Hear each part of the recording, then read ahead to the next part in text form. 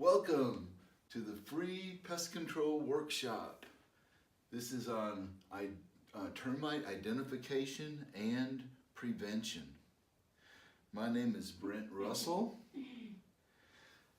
and my email or my website is bugbugbug.com, and my email address is brent@bugbugbug.com.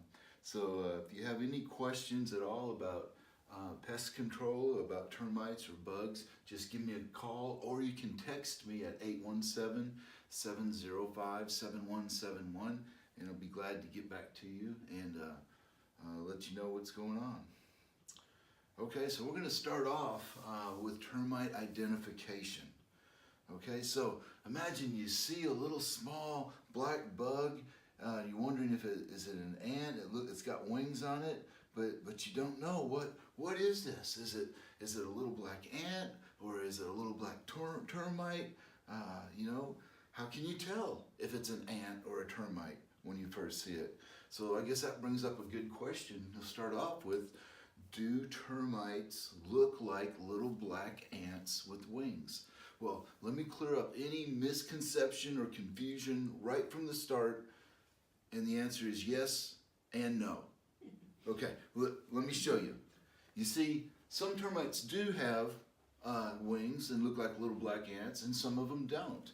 To give you an example, here are the worker and your soldier termites. Now, these are 99% of the termites in the colony are workers and soldiers. And you don't usually see the workers or soldiers unless you've opened up a wall that's been infested with termites, and you'll see these guys crawling through the wood. The ones that you usually see are these reproductives.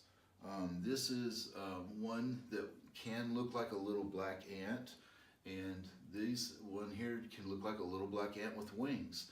So when these reproductives come out, they will come out, and these that have the wings on them, and the idea is that in our ecosystem, that these guys are out in a forest and a tree falls on the floor of the forest, and the termites get into that tree, and then when the queen starts to produce these secondary reproductives, at that certain time of the year, they will come out of that wood with these wings, and the wind will catch them and scatter them throughout the forest, and they'll find other wood that's got ground soil to wood contact, and they'll start their new colonies. And so there is a time of the year that you'll see these swarming out. But whenever you see these secondary reproductives, they look like little black ants with wings, and when you see that, you know that the queen is at least 2 years old, because she has to have formed this colony for at least 2 years before she'll start producing these. So the whole colony has one king and one queen. And like I say, for the first 2 years, all they're doing is they're producing the workers and soldiers. And then after 2 years, she starts to produce these reproductives. And then there's usually a couple, 2 or 3 of these secondary queens that are around in case something happens to this queen, that one can take over. And so the question is do termites sometimes look like little black ants? Yes, absolutely. So can you look at this and tell one of these here is a termite, and one of them is an ant? So which one is the termite? Do you want to take a guess? Which one? Maybe the bottom one is the bottom one. If you guess the bottom one, you are correct. The top one is an ant, and the bottom one is a termite. And so when you've got a blown up photograph of an ant and a termite right next to each other, you can look at those and you can maybe figure out what it is and maybe not. But you want to know for sure. You want to make 100% positive identification, especially if you call somebody like me, a professional, out to your house to identify this. I want to be able to identify it 100%. So how do we make a positive identification when we see something that looks like it could be an ant or a termite? Well, 3 things that we're going to look at: the waist, the antennae, and the wings. So first of all, if you look at the waist, the ants have a narrow waist on them compared to the broad waist that they have on termites. Here's a diagram that shows a little bit better. You can see this tiny pinched waist or narrow waist, almost like what you'll see on a wasp. That's what you'll see on ants, where you don't see that. It's not very well defined on the termite. Now, termites are insects, and they do have 3 body regions. All insects have 3 body regions: a head, a thorax, and an abdomen.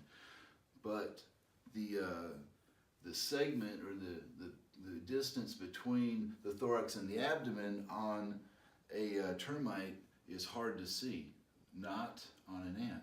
Here's a carpenter ant. You can see the head, the thorax, and the abdomen. And in this photo, if you look at the area right between the thorax and the abdomen, and you'll see this bump on there, then that is called a node. And that's one of the things that we'll look at to make a positive identification for carpenter ants. A lot of ants that are red and black, and they look just like this, but they're not carpenter ants, but they have 2 nodes on them. Most of the ants have 2 nodes in this region. But when we see this, and that's one of the things that we'll look at to identify carpenter ants. So not only do we know that this is definitely not a termite, we also know it's an ant and what kind of an ant that it is. Compared to there's a head, a thorax, and an abdomen on a termite. Here's the actual termite, but you just can't, it's hard to distinguish that. So that's one of the things that's going to jump out right at you, is that there's no pinched or very defined waist between the thorax and the abdomen. The second thing that we're going to look at for a positive identification of a termite or an ant is we're going to look at the antennae. And if you'll notice that the antennae on this ant is elbowed or bent, and the antennae on a termite is straight and beaded. Here's a diagram. It shows a little better. You'll see this antennae, it's like at a 90-degree angle here, or maybe even a little more. But now these antennae, they'll move around and they'll straighten out. So it may not always be that bent, but there'll always be an elbow in the antennae on an ant. And on the termite, it is not. It's just going to be straight. Here's a great diagram that shows that. So ants have elbowed antennae. You can see the elbow right here. It's not bent very much, but you can clearly see there is an elbow there. And they're antennae with segments. After the segments after the elbow, you have these segments that are in the antennae in an ant.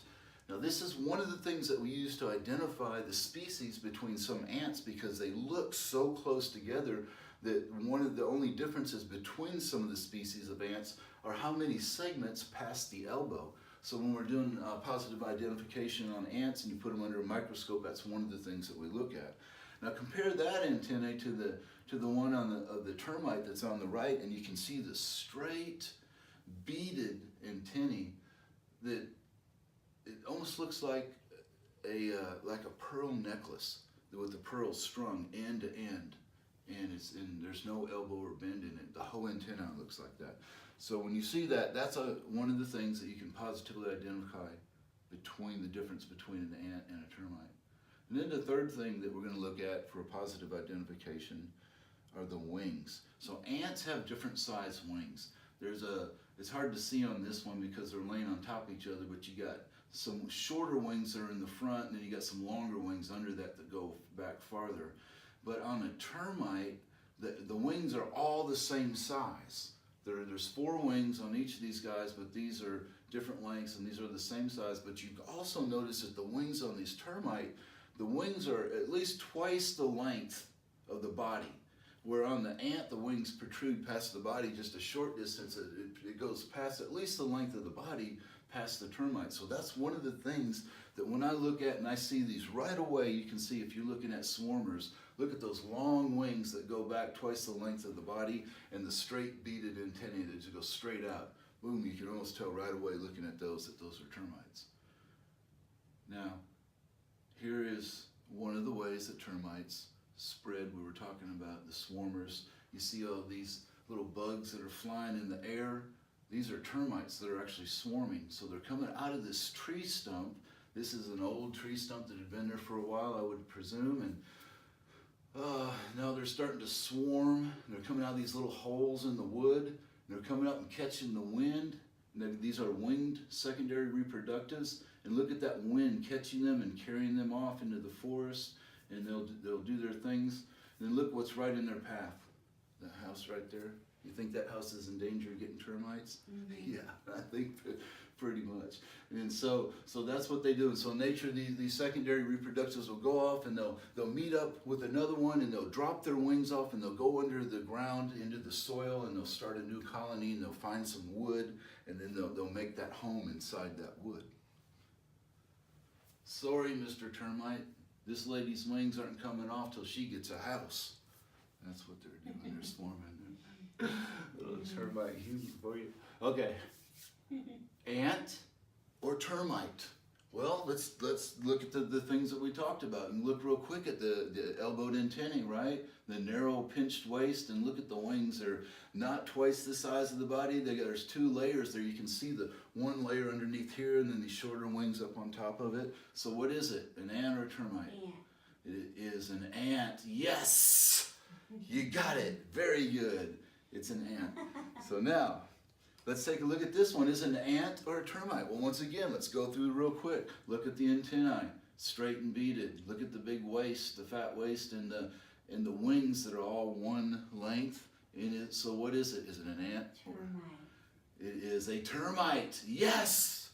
You now cannot positively... That has a little curve to it. Yeah, well, it may curve, but it's not elbowed, so that's a good thing. They may curve a little bit, but the elbow is what you look for the identification. So, ma'am, you don't have an ant problem. They're coffee grounds. Now, identification is very important. I have literally had this happen to me before. I've had a little old lady call me up, say, I think that I've got termites. And I would look at it and it was just a little piece of a leaf, or it might have been a coffee ground or something like that.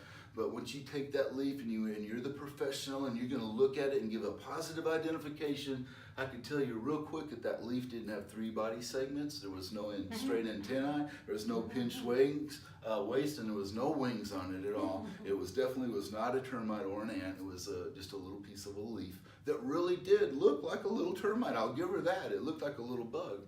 But when you take these things and you look at them close, look for specific things, you can tell quickly whether or not it is a termite or not. And one of the things that you're going to need in positive identification is you're going to need a magnifying glass or something to look at them real close. You can take a photograph with your iPhone and zoom in if you can get a clear photo. It's very helpful. Or I usually carry a jeweler's doublet. That's those little things that when you go to a jewelry store, they hold it up to their eye and then they bring your ring right up to it and they look at it close. You can do that with bugs and you can see real clear if, and the best way to get a bug to hold still if they're still alive is if you put it on a piece of tape and then you can hold that bug and then you can look at it. And when you look at it, if you don't know what you're looking at, you're not going to know what it is anyway. But now you can look at those bugs and you can look specifically for 3 things and tell if they're if it's an ant or not. So, if you're not sure, you're looking at something and you just don't know what it is, give me a call. I will be glad to identify it for you. You can text me a photograph of it and we will figure it out. Now in this second part of the workshop, we're going to talk about termite prevention.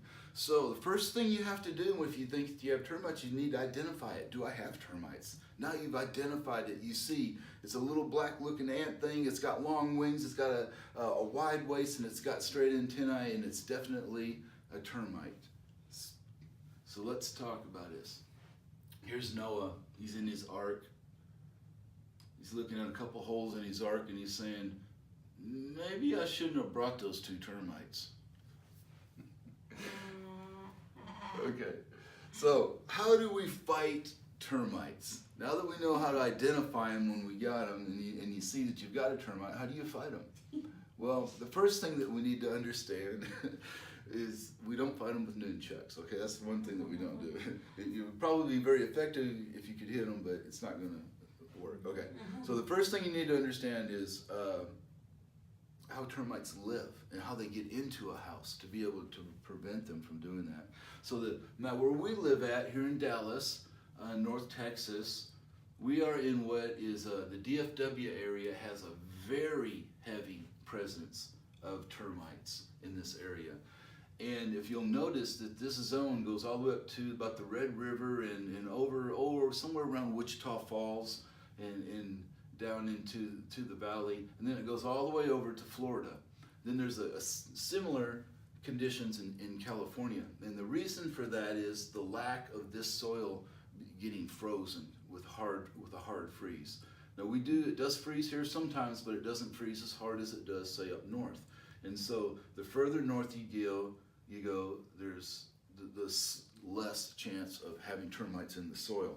And now specifically the kind of termites that we're talking about, they're called subterranean termites. And the reason they're called subterranean termites is because they live in the soil. Now, subterranean termites need 3 things to survive: soil, water, and cellulose. Now, the termites get their water from the soil. It has to be moist soil. They can't just go straight under the slab and get any water out of there, because there's no moisture in that dirt. That's just bone dry dirt. There's no water in it.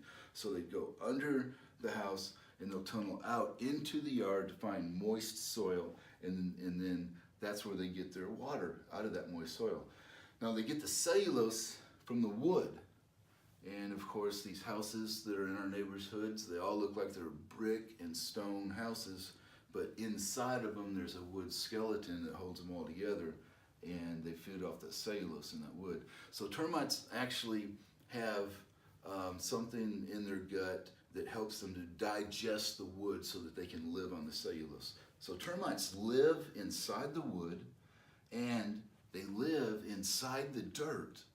And believe it or not, they actually feed on wood and dirt. They eat wood and dirt. So they're always going to be around. There's never going to be a shortage of wood or dirt. Now, most termites, they'll spend their whole life tunneling from the wood to the dirt and then back again, and they'll never see the light of day. And that's those workers and those soldiers that you saw in that diagram. Now, here's a mud tube with some worker termites going through it. Now, these mud tubes, this is one that's going along the side, the edge of a foundation.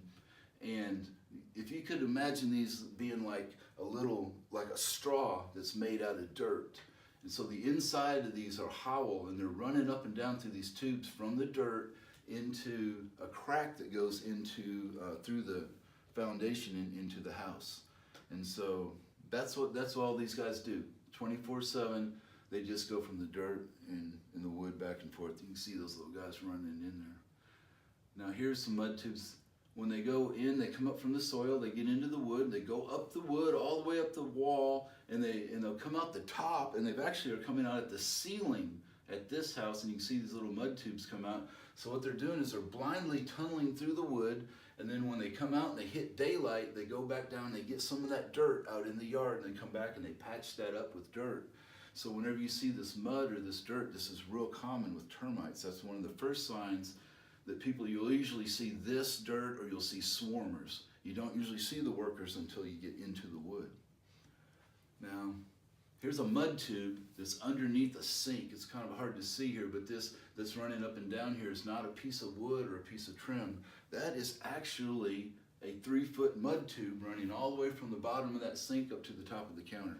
So those termites have built a tube to go all the way up there and back, and that just goes to show you that mud tube, well, you know how far it is underneath your sink, right? That's how long that mud tube is. That's how far they can build these if they need to. So what they do, what's going on here, is the way that they're getting into houses is through what we call entry points. And typically, in what you were seeing with that mud tubes that was built up along the side of the slab, is they're going around the edge of the slab through a crack and then getting into the wood.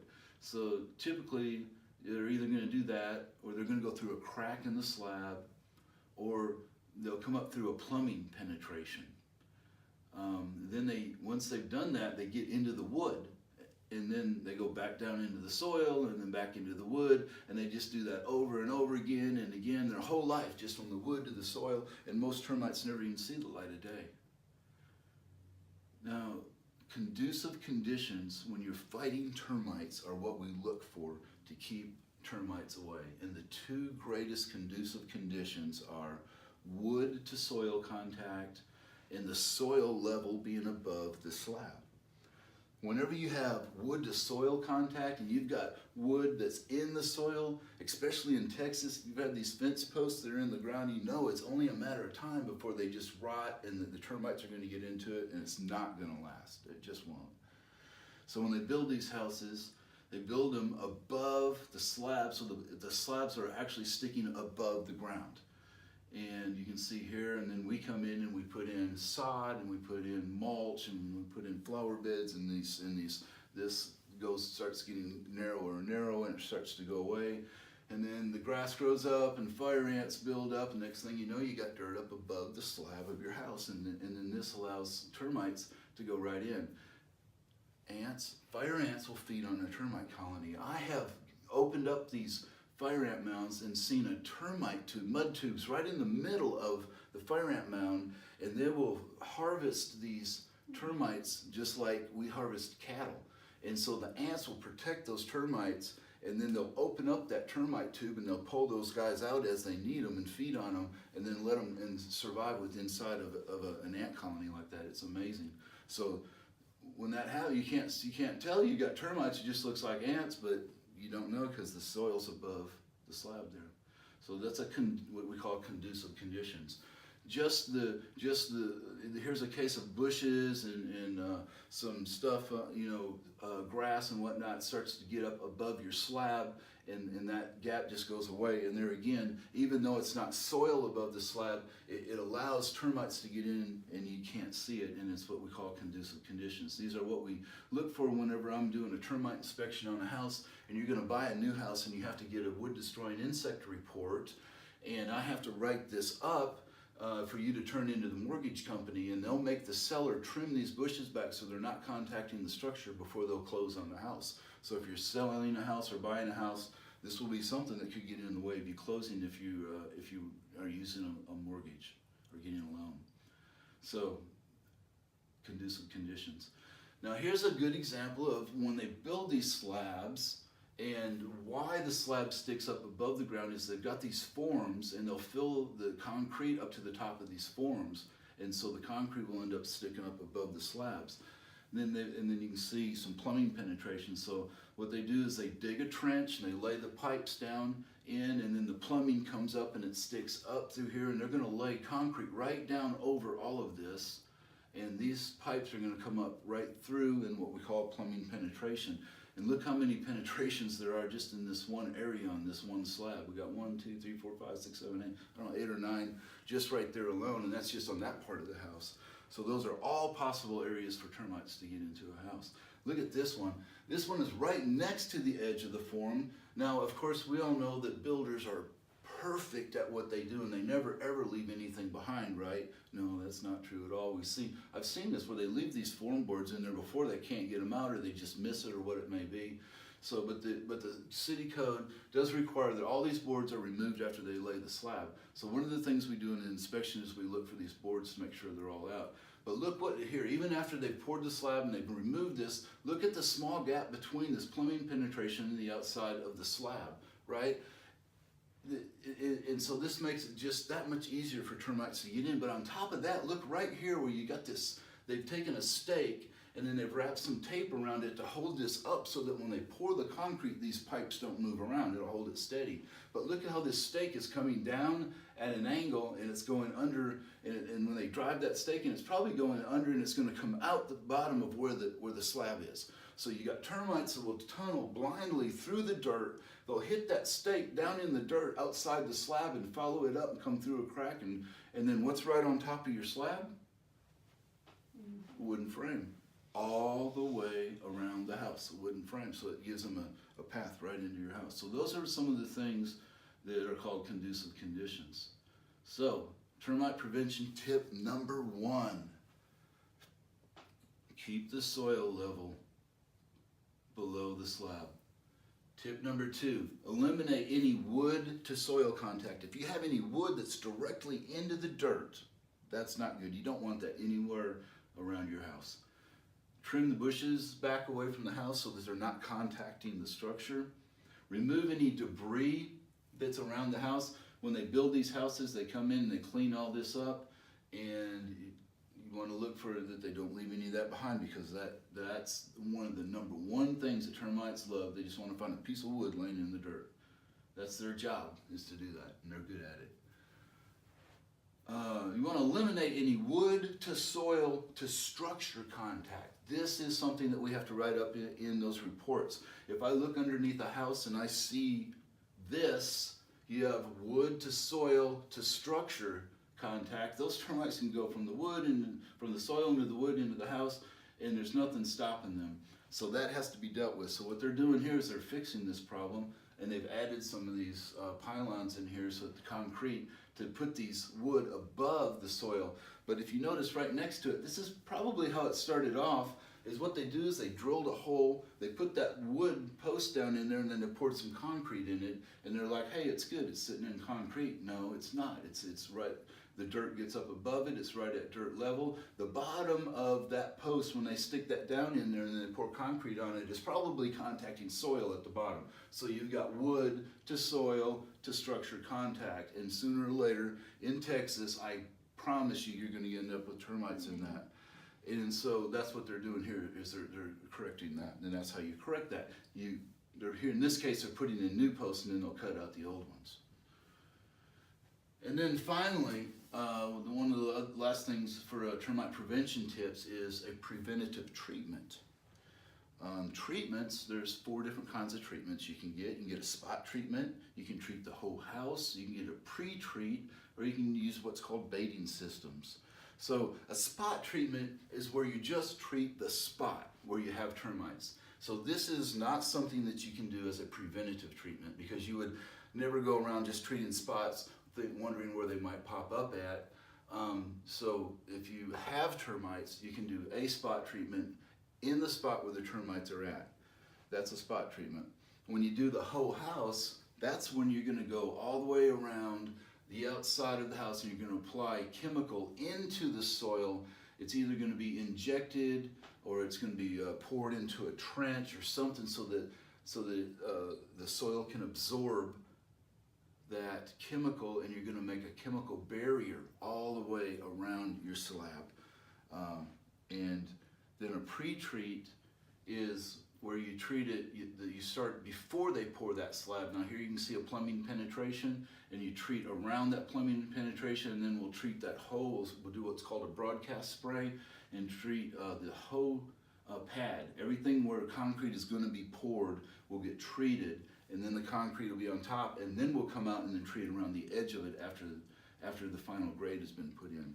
Now that's called a pre-treat, and this is a preventative treatment, and it's done before the house is built. And the only way that you can really treat the whole house is to do it like this.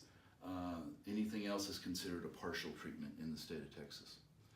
So once you do a pre-treat, you come back out after the final grade is put in, and then we do what we do if the house is already built, and we treat all the way around the slab, just the same. Termite baiting systems. When I first got into the business 20 years ago, these were really a hot item. And the reason I found out is because you can sell them for a lot of money, and they're really easy to do, but they don't work. They just flat don't work. And here's why. They will never completely eradicate a termite colony. And none of these systems make that claim that they'll completely eradicate a colony. They'll say they'll kill termites, but a lot of things will kill termites. But the way that these things work is these discs is what they're called is a lot of times they're just called monitoring stations, because there's no active ingredient. In other words, there's no poison in them at all at first. You just put these type of discs in them, and all they are cellulose wafers, or basically wood, ground up wood that's been compressed. And you dig it, and you drill a hole in the ground. They're about this big around, and you drill a hole in the ground, and you put these down in there with these wafers in it. Now termites will tunnel along. They'll find this wood, because anywhere in Texas you put wood in the soil, termites eventually going to find it, right? And then once you pull these out and check them, and when you see you have termites, then you come back and you add this, which is called the active ingredient. And the active ingredient has poison in it. So now, as they come and they feed on this, they'll start to die.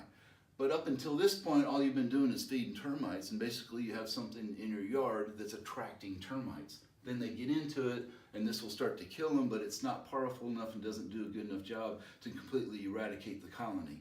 So for monitoring them, that you can use it to monitor, but I'm going to tell you, you could stick a piece of wood in your ground and monitor, and sooner or later it's always going to come up with termites. So these are pretty much useless. I would not ever advise to use the baiting systems. They're cheap and they're easy, and that's what people like about them, but they just don't work. Inspection, finally, once a year, get your home inspected by a professional, and there again, you can give me a call anytime, and I will come out and give you a free inspection. If you have any problems or any questions about any of that, call me anytime or text me. And this is the end of the termite workshop. Does anybody have any questions? I'll be glad to stay as long as you want and answer any questions that you have. You can call me or text me anytime. And my website is bugbugbug.com.